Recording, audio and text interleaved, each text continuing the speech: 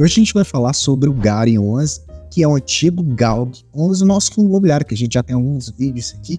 Está acontecendo muita novidade nesse fundo, eu acho interessantíssimo trazer aqui para vocês dessa última venda que ele fez de um ativo gigante, no nada mais nada menos, 280 milhões de reais. Vamos ver qual que é a proposta, o que aconteceu com esse fundo, o que vem acontecendo com o passar dos meses, que é muita informação para a gente. Eu sou o Gustavo, você está no Investidor Classe Média, bora pro vídeo.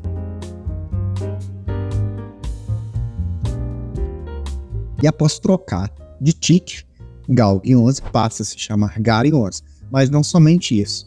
Troca a administradora e vende um dos seus galpões logísticos de 280 milhões de reais. Tá, mas o que esse fundo vai fazer com esse valor todo? O que está acontecendo? É o que nós vamos ver aqui, aproveitando falar do IFIX, que é o Índice de Fundos Imobiliários, que reúne os fundos imobiliários mais negociados da Bolsa de Valores, que hoje está 3.357 pontos, somando uma alta desde o seu início lá atrás de 121% ali em quem investiu desde o início, né? A gente percebe que nos últimos meses, nas últimas semanas, os fundos imobiliários têm subido, o IFIX tem subido bastante, e quanto mais a nossa tendência da queda da taxa de juros da Selic, mais vantajoso e atrativo ficam os investimentos em renda variável, dentre eles os fundos imobiliários. Mas o que aconteceu com o GARI 11, que era o antigo GALG 11? Primeiro, lá atrás, em dezembro, fez uma oferta para emissão de novas cotas. O fundo tinha 5 imóveis, o gestor falou, vamos aproveitar que a queda da tendência de juros, maior atratividade, menos juros no nosso país, permite com que os investidores fiquem mais atraídos a certos tipos de investimentos. Vamos tentar fazer o fundo crescer um pouquinho com o número de imóveis, porque só tinha 5, não estava ali com todo o seu potencial para poder se desenvolver. Ele fez essa emissão de novas cotas. Fez a emissão de novas cotas para quê? Para captar mais dinheiro de nós investidores. Então você cotista comprou essas novas cotas, o fundo pegou esse dinheiro e falou, ok, eu vou comprar mais imóveis para o fundo, porque eu posso alugar mais esses imóveis e aumentar o dividendo, aumentar a rentabilidade, aumentar o patrimônio do fundo. Beleza. Com isso, ele mudou também a administração e mudou o nome do fundo imobiliário para GARI 11, para permitir com que o fundo fizesse mais sentido no nome, com uma nova tese de investimento que não é mais somente galpão logístico. Antes, GALG 11 era só fundo de galpão. Agora o GARI 11 vai ser fundo de galpões logísticos mais renda urbana, certo? Depois trocou a administradora e, por último, agora fez a venda de um ativo da BR Foods por um grande valor aí de 280 milhões de reais.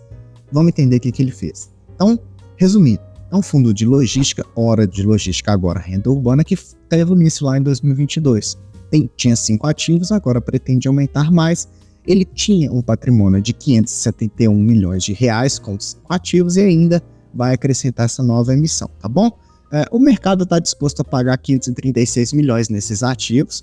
Ele entregou um dividendo de 10,95% nos últimos 12 meses. O valor da cota gira entre R$ 9, R$ 9,10, R$ 9,20, R$ 9,20. E hoje ele tem uma quantidade de cotistas relevante, 116 mil, e participa com 0,9% no IFIX. Então, passando aqui rapidinho por esses galpões, ele tem um galpão gigante na Souza Cruz, com 79.894 metros quadrados, né, contrato atípico. Sempre falo que esses contratos atípicos são contratos de longuíssimo prazo e contratos onde, se o inquilino sai, ele tem que pagar todo o restante do contrato. Então você pode perceber, a multa de rescisão é 100% do contrato remanescente. O contrato atípico é interessante por isso. Depois ele tem esse da BRF em Vitória, Vitória de Santo Antão, que tem 30 mil metros quadrados também, mais contrato atípico e 100% do contrato remanescente de multa. E esse aqui foi o galpão vendido da BRF em Salvador, na Bahia, por 280 milhões. Espera-se que com esse valor de 280 milhões, 51 milhões seja o lucro líquido final, que sobra ali em torno de 40 centavos por cota. A gente vai ver como que o gestor vai dividir isso ao longo dos meses, vai pagar tudo de uma vez para os cotistas. Vamos entender melhor depois o que vai acontecer. E é um galpão que tem 35 mil metros quadrados e 100% do contrato estava ali também remanescente caso o inquilino quisesse sair. O interessante é que desses 280 milhões, 110 milhões ele vai utilizar para reduzir a sua alavancagem, para reduzir as dívidas que o fundo imobiliário pegou para poder fazer a manutenção dos ativos. Ponto bem positivo, porque ele diminui em 23,7% a sua alavancagem. Muita gente estava com receio de investir nesse fundo por conta da sua alavancagem bem expressiva, que contava com praticamente ali mais de 40% do fundo. Só para a gente terminar de ver os imóveis antigos, a gente tem esse Air Liquid São José dos Campos, com 17 mil metros quadrados, e aí em Canoas, com 7 mil metros quadrados. Então, para a gente entender,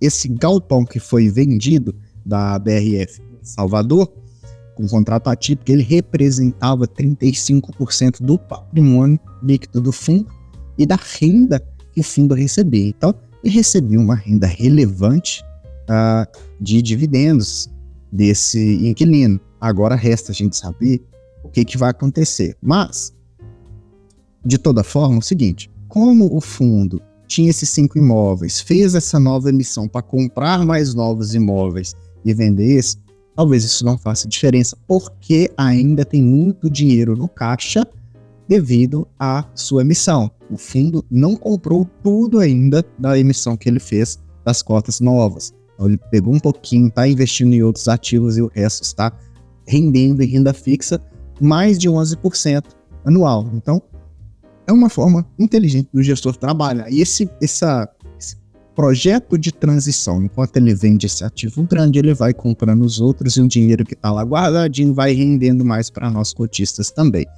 A alavancagem do fundo era grande e muita gente se preocupava, tinha até algumas críticas negativas quanto a essa alavancagem e uma crítica muito grande contra os imóveis que o fundo queria comprar com essa nova emissão, que era do Grupo Pão de Açúcar e do Grupo Mateus, porque são empresas de varejo.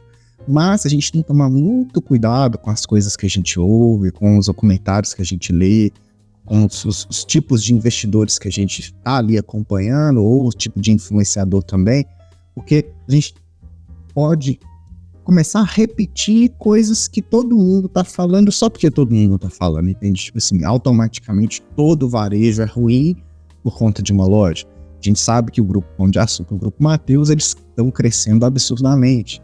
Não quer dizer que por o fundo ter esses imóveis, quer dizer que pode correr o risco de uma maior inadimplência, que eu quero dizer. Não sei se você entendeu direitinho. E o seguinte, olha só, quanto com relação à alavancagem, a dívida que o fundo tem para fazer manutenção nos ativos, é o seguinte, os prazos de liquidação coincidem com o vencimento dos seus respectivos contratos de locação e seus saldos são corrigidos anualmente pelo IPCA do período, assim como os contratos de locação vinculados a eles. Dessa forma, atualmente, todas as dívidas existentes no portfólio estão sendo amortizadas mensalmente e estão 100% liquidadas ao fim dos contratos. O que isso quer dizer? Quer dizer o seguinte, o fundo ele comprou um galpão da BRF, aí ele pegou uma dívida para poder fazer a manutenção nesse galpão. Então ele falou, se o meu contrato é de 10 anos, eu vou pegar esse CRI, essa dívida, esse dinheiro, eu vou financiar em 10 anos para que quando eu acabar de o contrato com o meu inquilino de 10 anos, a dívida já tenha acabado para não correr o risco do inquilino sair e eu ficar com essa dívida aqui na minha mão sem poder receber nada. Por quê? Porque ele utilizava parte do dinheiro do aluguel para amortizar essa dívida. Entendeu essa lógica? Então, não é qualquer tipo de alavancagem e quer dizer que é ruim para o fundo. É um jeito, como o fundo tem que distribuir 95% dos rendimentos, ele tem que ter um jeito de fazer essa manutenção dos ativos. Ora, 5% fica muito complicado de você fazer uma gestão mais eficiente dos fundos. Entendeu o que eu quero dizer? Aqui ele está falando que 41% era alavancagem, mas com essa venda desse galpão por 280 milhões, isso aqui vai cair para 23%, o que é uma ótima notícia. A gente pega esse gráfico e diminui a velocidade dele de pagamento das suas dívidas. Certo? Até aqui, então, lembrando você só de compartilhar esse vídeo para mim, por gentileza, porque preciso que meu canal cresça também para eu ficar mais motivado e conseguir fazer vídeos de melhor qualidade. compartilha com quem está começando a investir, joga no grupo lá, eu sempre peço isso e é muito importante que você me ajude nessa etapa, tá certo? Então, o histórico ficou mais ou menos o seguinte.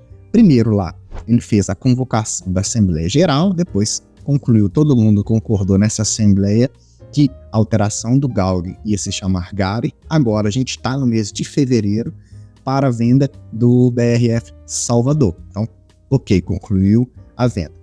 Final de fevereiro, transfere-se para um novo administrador toda a competência do fundo imobiliário. Então, vai ser outra empresa que vai administrar o fundo. E em março, ele vai pegar o dinheiro que está na emissão, né, o alvo da quinta emissão, e vai começar a comprar os novos imóveis, certo? E como que fica antes e como que é agora a questão do GARI 11, né, o antigo GAL. Antes tinha 500 milhões de patrimônio, agora passa a ter 1 bi, ou seja, dobrou de tamanho. Antes ele tinha 5 ativos, agora vai passar a ter 12 ativos. Mesmo vendendo, ele aumentou o número de ativos. Ele tem, antes era só logística, agora é logística e renda urbana. Tem os imóveis de varejo.